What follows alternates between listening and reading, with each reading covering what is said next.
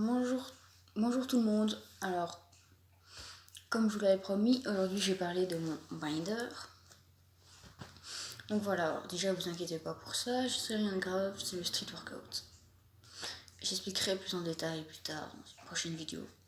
Et petit aparté vite fait, le street workout c'est un peu de la gymnastique si vous voulez, pour ceux qui ne veulent pas trop.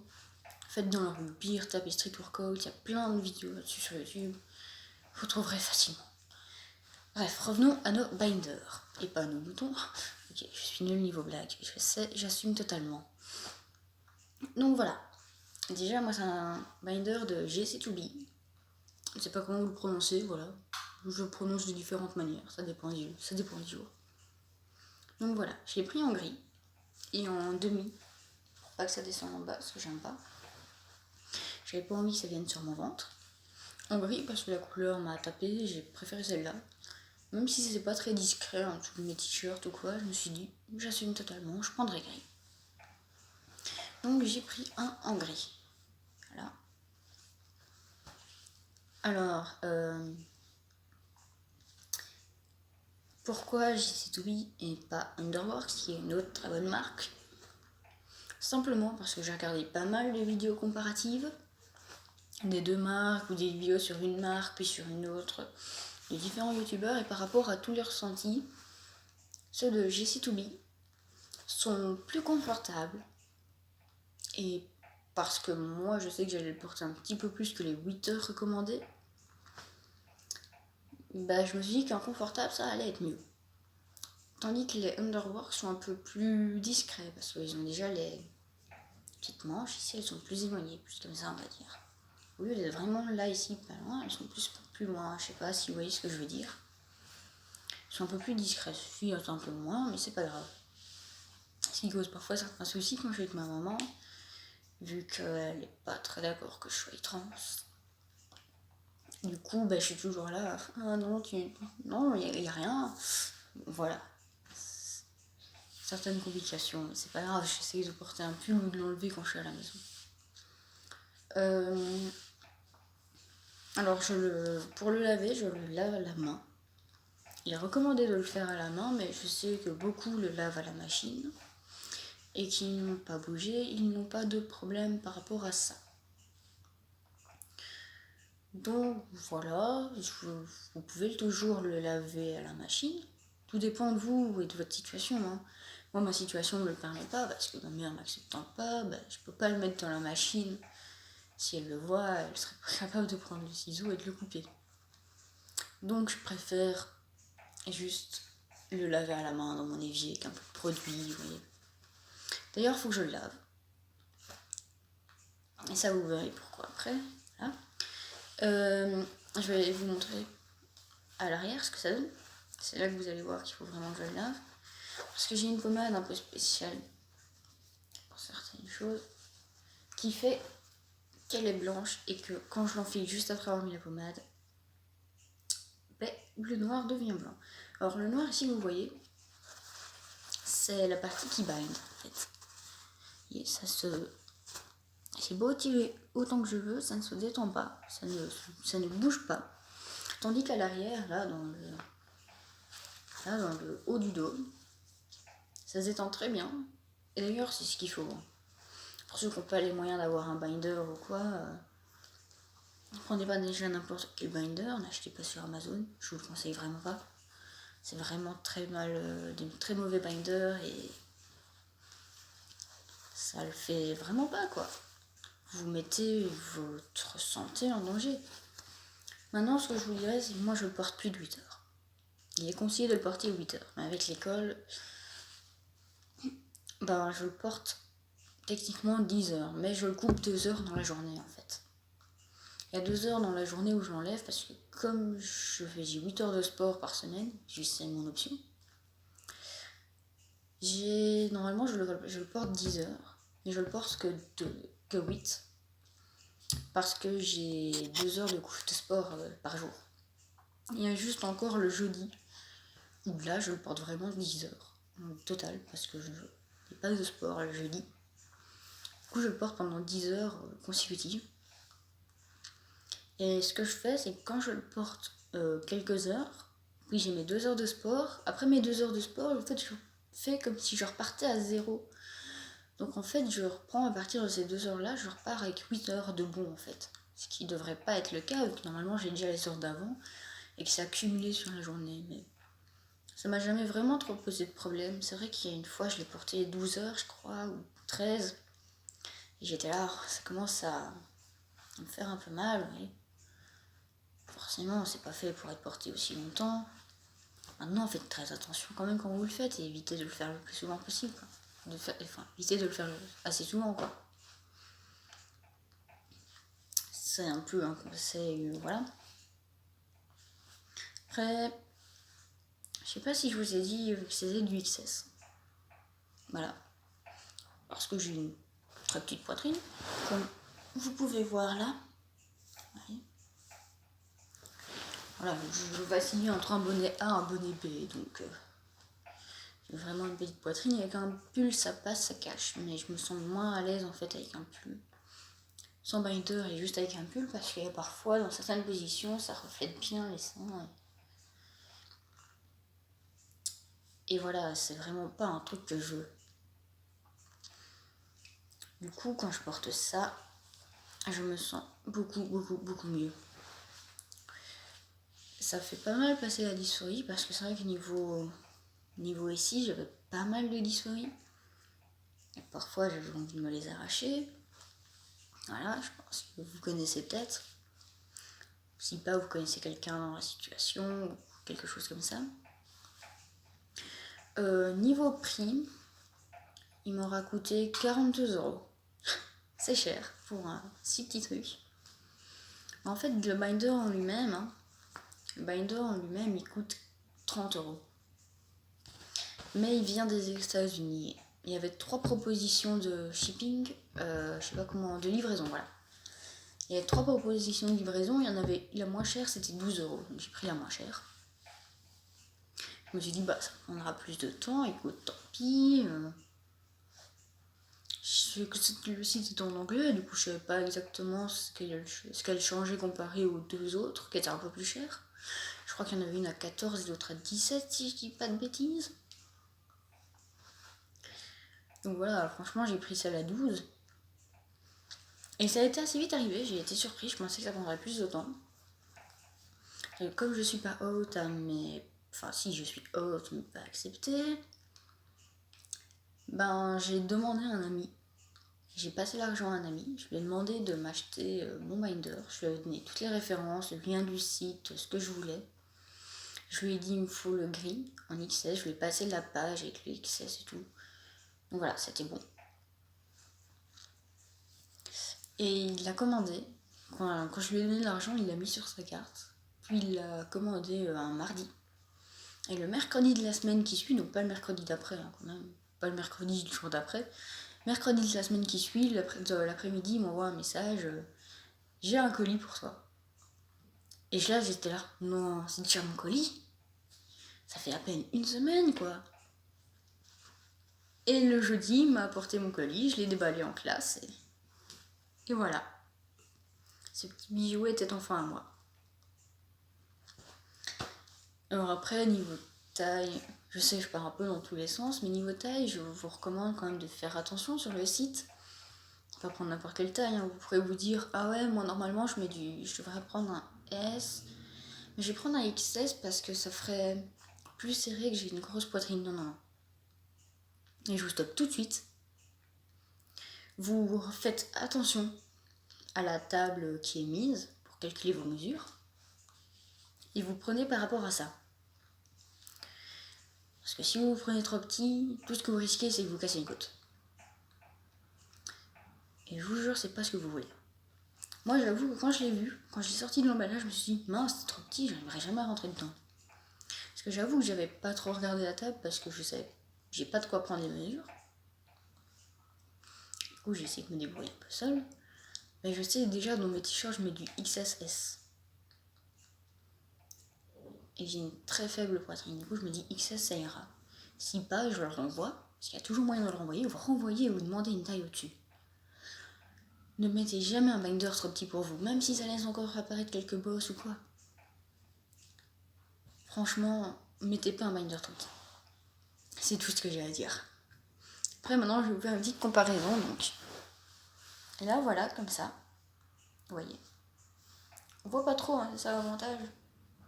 J'ai déjà une petite poitrine. Ça, c'est comme ça. Et là, c'est avec le binder. Vous voyez. Il y a une énorme différence. Franchement, je me sens beaucoup mieux avec. Comme je vous avais dit, vous voyez. Ici, avec mes t-shirts, on voit un peu les bretelles.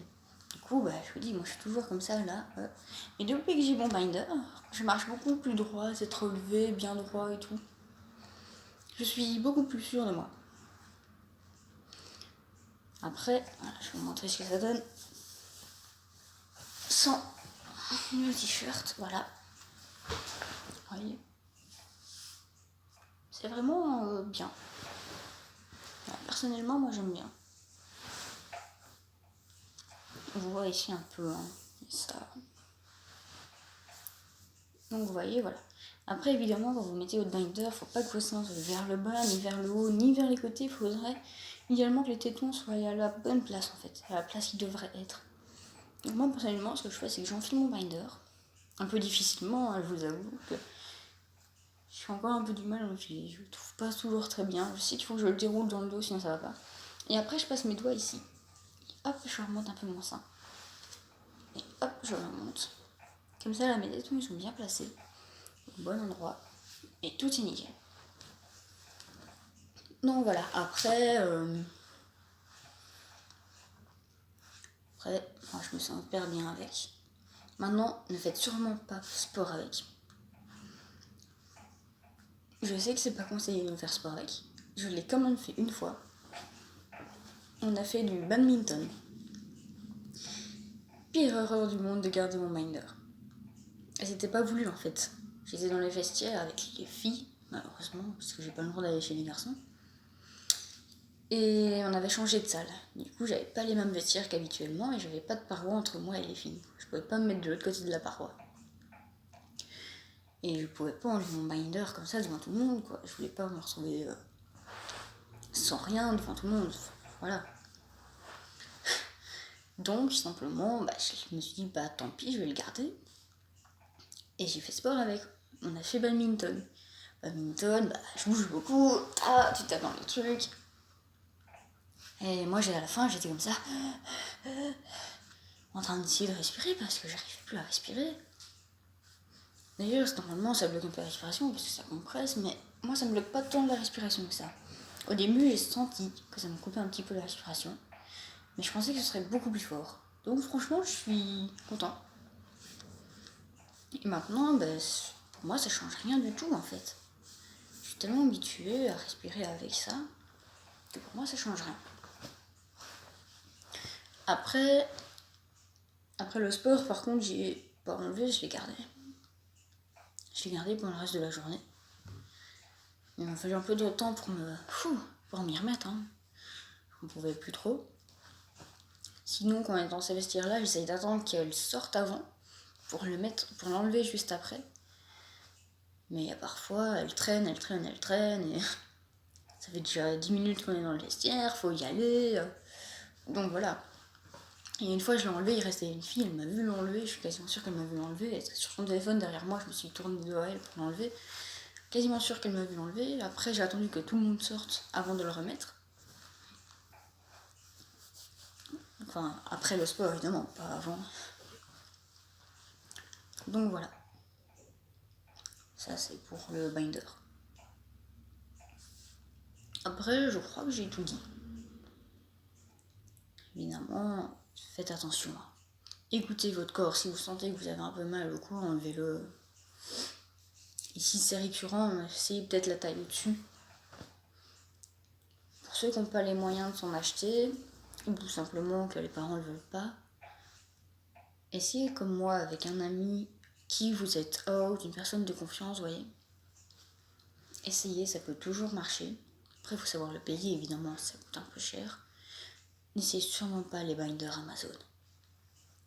Ça va juste vous tuer, vous casser une cause. C'est vraiment pas les idéales.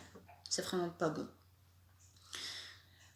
Sinon, ne vous bandez sûrement pas avec des bandages. Ça, c'est non. Je l'ai fait pendant 2 semaines, je crois. Déjà, c'est chiant, ça s'enlève tout le temps. Ça fait mal. Il n'y a que des inconvénients, en fait, au final. Non, franchement, c'est vraiment pas la meilleure idée au monde. Après, vous pouvez vous binder. J'ai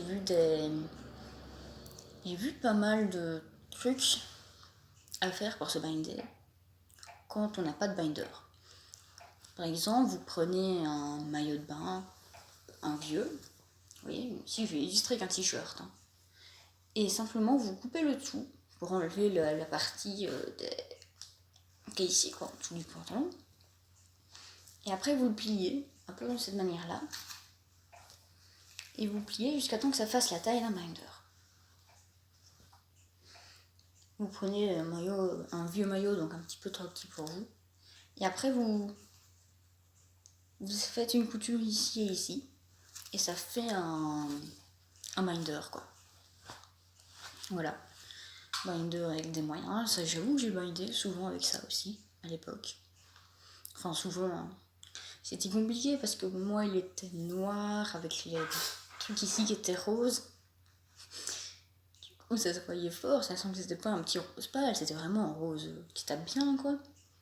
Et que quand je le mettais, souvent, ma mamie, une fois, je l'ai mis, elle l'a vu, elle a fait « Ah, t'as ton maillot en dessous ?» Je fais « Ouais, je vais à la piscine après. » Donc voilà.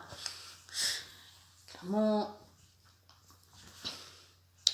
c'était moyen comme excuse. C'est pour ça que j'ai vite arrêté de binder avec ça. D'ailleurs, je remercie mon ami qui me l'avait cousu à l'époque parce que moi, je ne savais pas le faire. Sinon, il y a des bandes, des KT tape.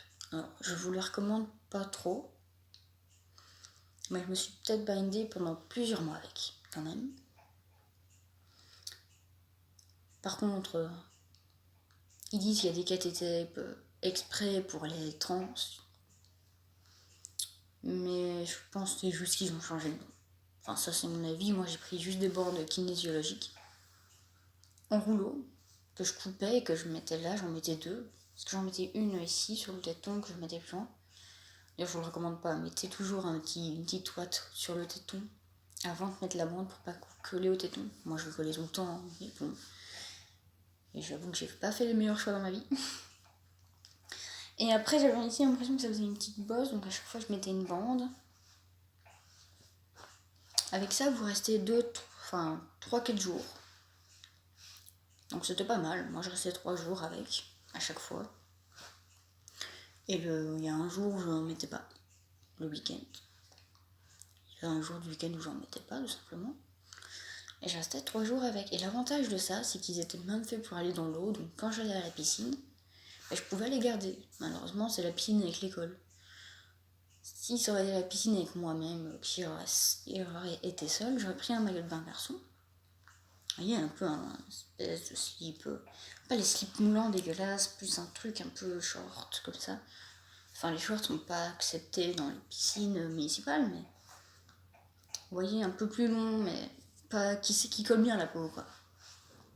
Et j'aurais été avec mes bandes. Ça aurait été mon avis personnel. Avec l'école, étant considérée comme une fille, j'ai droit, si on peut dire ça, un droit, au maillot de bain fille. Une pièce, vous voyez, qui remonte.